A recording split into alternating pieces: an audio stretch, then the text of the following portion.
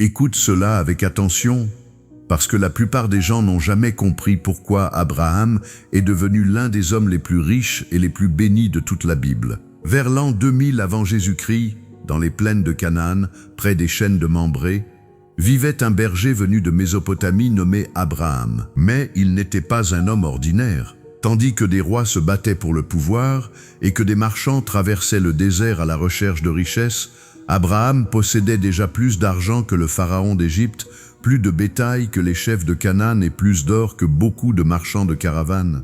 Et le plus impressionnant n'était pas sa richesse, mais l'origine de celle-ci. Parce que la Bible révèle que tout a commencé quand Abraham a décidé d'obéir à Dieu, même quand il ne comprenait pas le chemin. Dans cette vidéo, nous découvrons 5 habitudes d'Abraham, le premier homme que Dieu lui-même a appelé riche.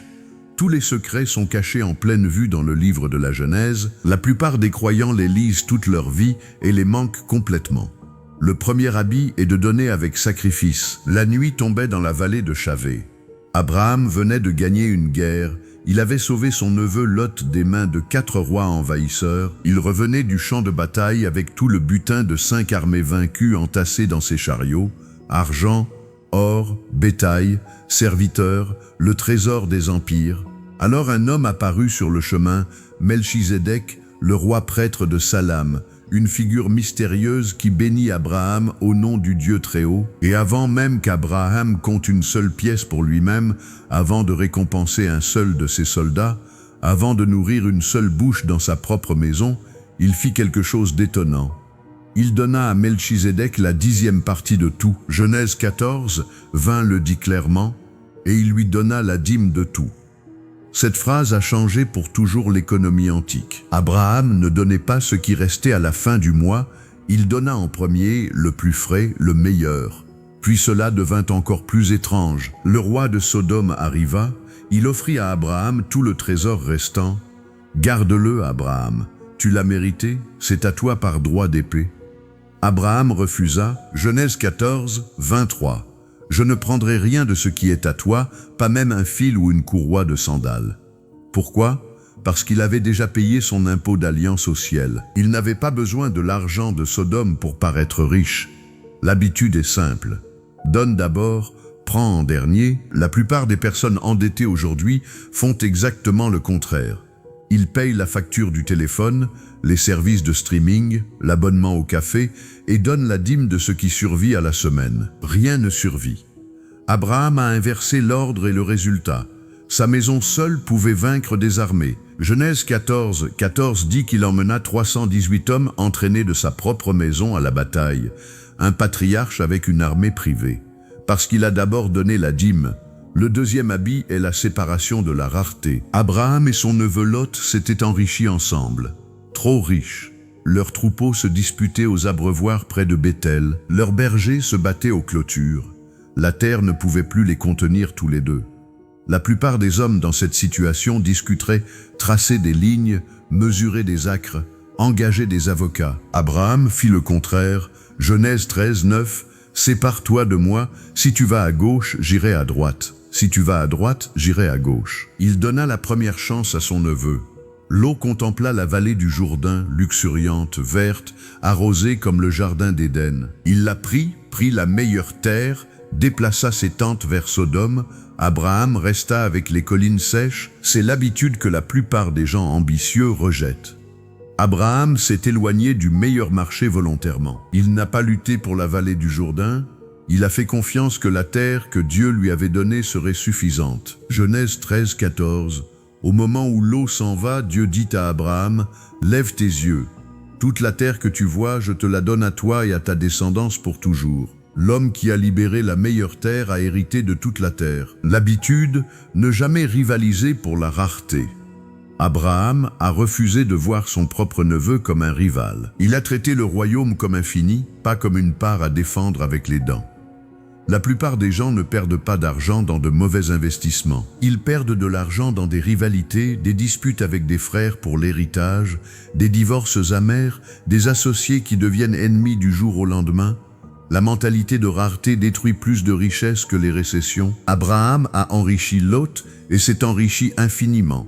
C'est la première fois dans la Bible qu'on dit que tout le monde gagne. Si cela t'aide, abonne-toi et active la cloche maintenant. Nous découvrons un nouveau secret biblique sur l'argent chaque semaine. Les 3 habitudes suivantes sont celles que presque aucun prédicateur n'enseigne depuis la chair. Continue d'écouter. Le 3e habit est la pensée d'alliance à long terme. Abraham avait 75 ans quand Dieu l'a appelé pour la première fois à sortir de Haran. Il avait 99 ans quand Isaac fut promis. Il avait 100 ans quand Isaac est né. La plupart des bénédictions que Dieu a promises à Abraham, Abraham lui-même ne les a jamais vues. Genèse 15, 5, Dieu le fait sortir de sa tente une nuit claire du désert. Regarde les étoiles, compte-les si tu peux, ainsi sera ta descendance. Abraham était pieds nus dans le désert, sans enfant, avec une épouse stérile, et Dieu lui a dit de compter un avenir qu'il ne vivrait jamais pour le connaître. Et Abraham crut. Genèse 15, 6, il crut à l'Éternel, et cela lui fut compté comme justice. C'est l'habitude qui sépare les familles riches des familles ruinées. Abraham a planté des arbres à l'ombre desquels il ne s'assiérait jamais. En Genèse 23, il achète la caverne de Macpéla à Hébron, non comme maison, mais comme tombe pour des générations encore non nées. Il pensait en siècles, tandis que ses voisins pensaient en récolte. Proverbe 13, 22, l'homme bon laisse un héritage aux enfants de ses enfants. Ce verset a été écrit des siècles après Abraham, il l'a inventé par la façon dont il a vécu. La plupart des gens aujourd'hui budgétisent pour le week-end. Abraham budgétisait pour le millénaire.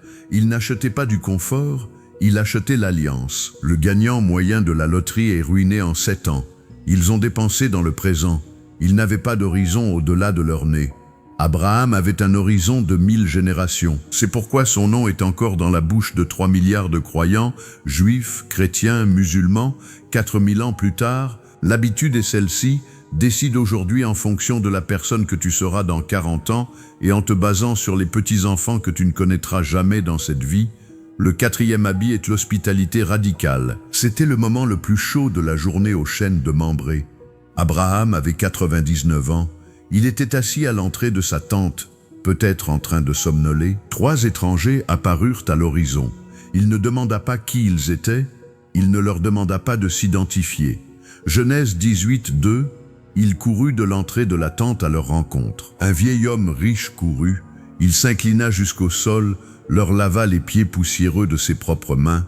Il tua un veau, pas n'importe quel veau, mais le tendre et bon. Sarah prépara du pain frais en hâte. Ils apportèrent du beurre et du lait et préparèrent un festin sous l'arbre. Abraham resta à leur côté pendant qu'ils mangeaient comme un serviteur. Ces 3 étrangers étaient des anges. L'un d'eux était le Seigneur lui-même, et ils apportèrent la seule nouvelle qui a changé l'histoire de l'humanité: Sarah aurait un fils dans 1 an.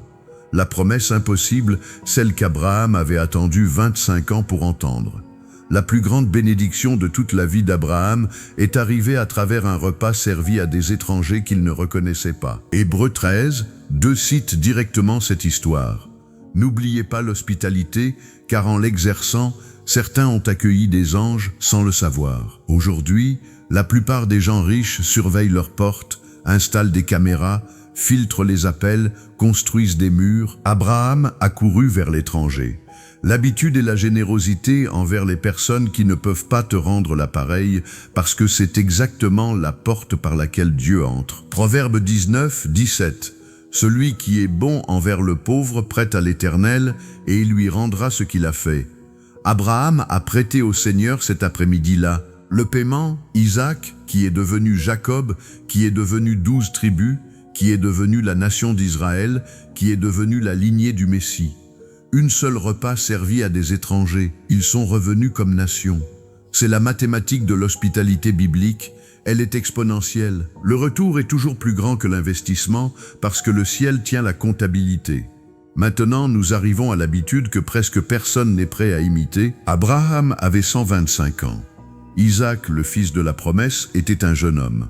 Tout l'avenir, toutes les bénédictions, toutes les alliances, toutes les étoiles que Dieu avait indiquées reposaient sur les épaules de ce garçon. Et Dieu dit, Genèse 22, 2, « Prends ton fils, ton unique, celui que tu aimes, et offre-le en holocauste sur l'une des montagnes que je te montrerai. » Arrête-toi un instant. Ressens le poids de cette phrase. Dieu demandait à Abraham de détruire la chose même qui rendait possible toute autre bénédiction.